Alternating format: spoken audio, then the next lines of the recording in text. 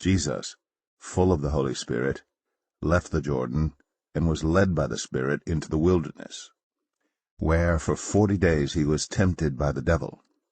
He ate nothing during those days, and at the end of them he was hungry. The devil said to him, "If you are the Son of God, tell this stone to become bread." Jesus answered, "It is written, Man shall not live on bread alone." The devil led him up to a high place and showed him in an instant all the kingdoms of the world. And he said to him, "I will give you all their authority and splendor. It has been given to me, and I can give it to anyone I want to. If you worship me, it will all be yours." Jesus answered, "It is written, Worship the Lord your God, and serve him only." The devil led him to Jerusalem and had him stand on the highest point of the temple. "If you are the Son of God," he said, "throw yourself down from here, for it is written, He will command his angels concerning you to guard you carefully. They will lift you up in their hands, so that you will not strike your foot against a stone." Jesus answered, "It is said, Do not put the Lord your God to the test." When the devil had finished all this tempting, he left him until an opportune time. Jesus returned to Galilee in the power of the Spirit, and news about him spread through the whole countryside. He was teaching in their synagogues, and everyone praised him. He went to Nazareth, where he had been brought up, and on the Sabbath day he went into the synagogue, as was his custom. He stood up to read, and the scroll of the prophet Isaiah was handed to him. Unrolling it, he found the place where it is written, "The Spirit of the Lord is on me, because he has anointed me to proclaim good news to the poor. He has sent me to proclaim freedom for the prisoners, and recovery of sight for the blind, to set the oppressed free, to proclaim the year of the Lord's favor." Then he rolled up the scroll, gave it back to the attendant, and sat down. The eyes of everyone in the synagogue were fastened on him. He began by saying to them, "Today this scripture is fulfilled in your hearing." All spoke well of him and were amazed at the gracious words that came from his lips. "Isn't this Joseph's son?" they asked.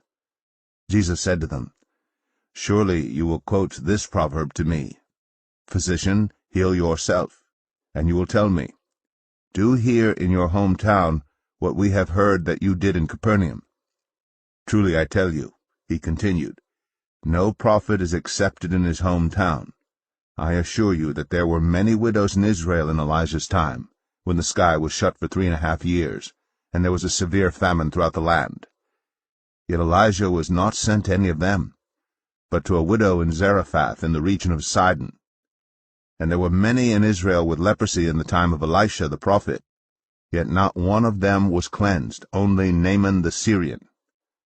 All the people in the synagogue were furious when they heard this.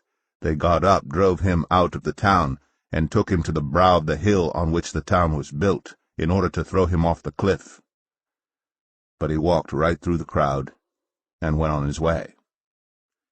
Then he went down to Capernaum, a town in Galilee, and on the Sabbath he taught the people. They were amazed at his teaching, because his words had authority. In the synagogue there was a man possessed by a demon, an impure spirit. He cried out at the top of his voice, "Go away! What do you want with us, Jesus of Nazareth? Have you come to destroy us? I know who you are, the Holy One of God." "Be quiet," Jesus said sternly. "Come out of him." Then the demon threw the man down before them all and came out without injuring him. All the people were amazed and said to each other, "What words these are! With authority and power he gives orders to impure spirits, and they come out."